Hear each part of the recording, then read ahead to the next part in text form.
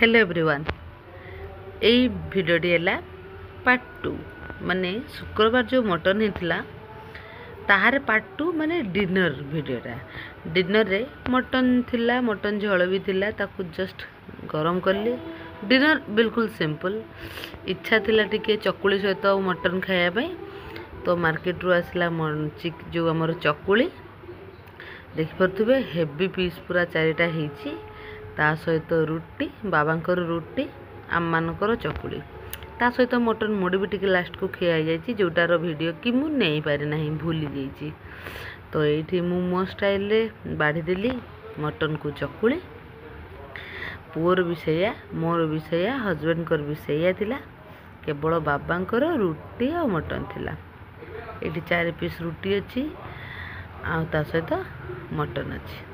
So friends मुझे रोची आपण मैंने मो वीडियो देखिए एंजॉय करूँ मु खाई एंजॉय कर देखा नेक्स्ट वीडियो।